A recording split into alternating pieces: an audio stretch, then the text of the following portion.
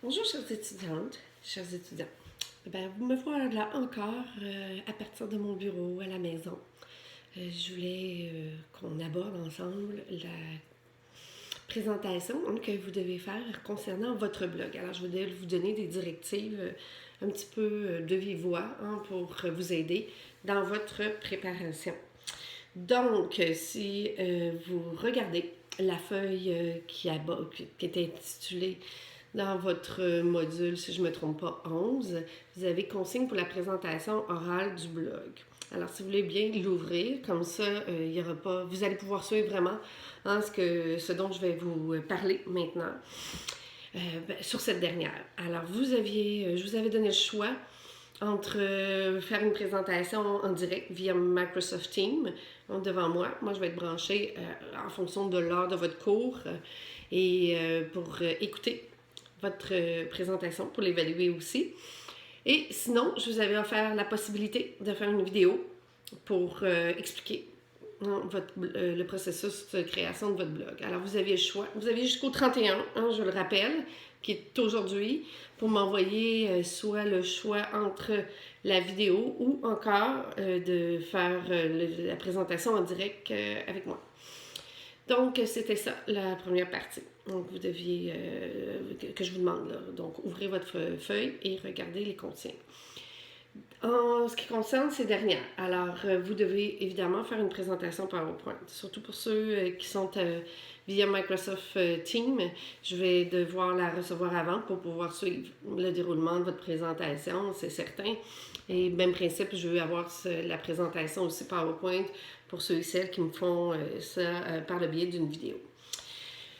Alors, dans une présentation, il y a toujours une introduction, un développement et une conclusion. Alors, l'introduction, la façon dont elle doit être structurée. Vous devez avoir un sujet amené, sujet posé et sujet divisé. Sujet amené, c'est on part avec une idée plus large de notre sujet pour en arriver à le poser, notre sujet. Votre sujet posé, c'est évidemment de présenter votre blog. Et votre sujet divisé, il est déjà organisé pour vous dans la feuille concernant les consignes de la présentation orale. Je vous demande d'aborder 3 points dans votre développement. C'est-à-dire, vous avez la justification des choix, vous avez l'activité de votre blog et, en dernier lieu, vous avez l'appréciation de l'expérience en tant que blogueur.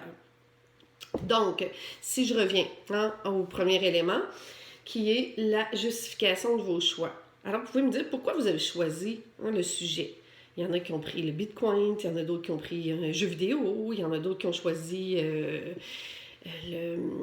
la rénovation verte, etc. Donc, c'est à vous de me dire pourquoi vous avez choisi ce sujet-là. Ensuite, vous pouvez aborder le thème que vous avez choisi, le gabarit, pardon.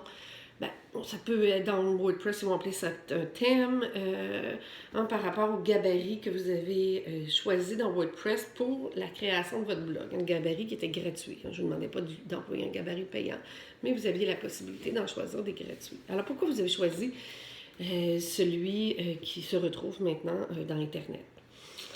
De plus, vous pouvez y aller en me présentant des images que vous avez mis pour le visuel de votre blog. Alors, ça peut être votre image d'arrière-plan.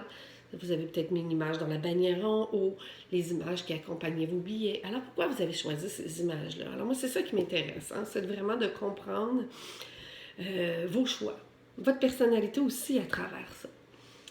Ensuite, les couleurs. Il y en a qui ont choisi du blanc, du noir, du bleu. Alors, tout dépendant, quelle couleur vous a attiré et pourquoi ces couleurs-là aussi sont nous recherchées. Par la suite, vous avez la création de vos onglets. Je vous avais demandé au moins 3 onglets, 3 à 4 onglets. Alors, la propos, c'est certain que c'est un onglet obligatoire.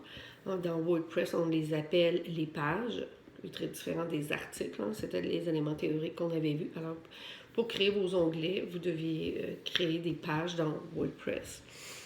Alors, il y en a d'autres qui ont créé un onglet, par exemple, de citations. Il y en a d'autres qui ont créé une page contact.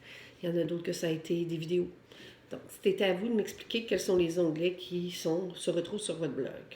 De surcroît, je vous demande d'aborder les catégories. Je vous en avais vu comment classer nos billets par le biais de catégories dans WordPress.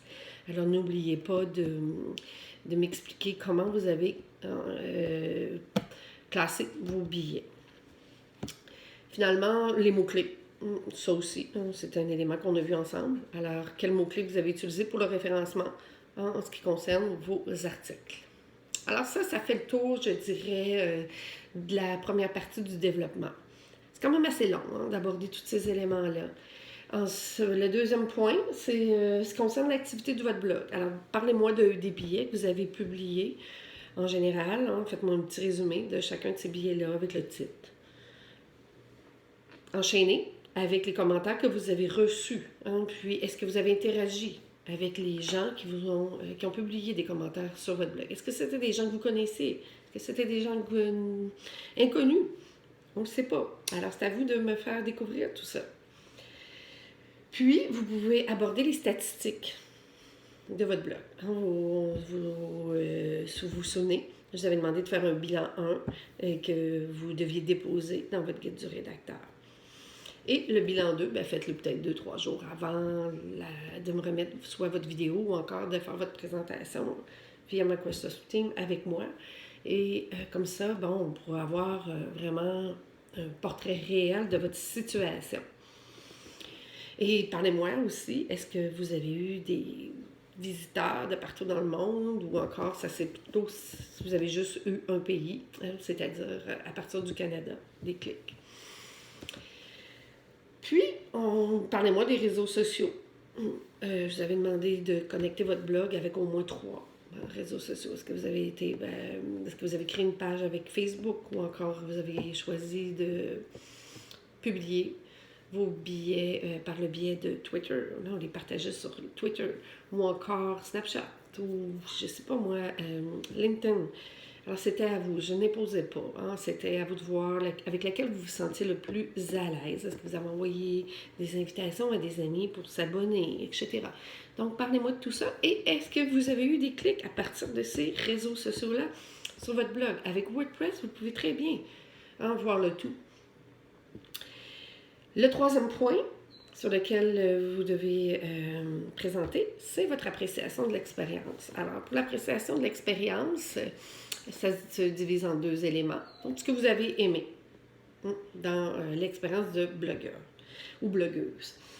Donc, parlez-moi, je ne sais pas, est-ce que c'était l'aspect créatif ou encore est-ce que c'était l'aspect rédactionnel ou d'interagir avec une communauté, tout ça. Alors, c'est à vous de me parler de cet aspect-là. Et le second, c'est les défis que vous avez rencontrés. Est-ce que c'était des défis par rapport à la gestion de la plateforme ou encore les réseaux sociaux? Il y en a qui m'avaient dit ça au début, j'aime pas ça les réseaux sociaux. Donc, c'est ça. Parlez-moi des défis que vous avez rencontrés. Il peut y en avoir plus d'un. Et on termine la présentation en faisant une synthèse des 3 points abordés dans le développement. Et on doit ouvrir notre sujet. Alors, beaucoup, je trouve que d'étudiants, les 2 points sur lesquels il y a des faiblesses, je dirais que c'est le sujet amené et l'ouverture. Pourquoi?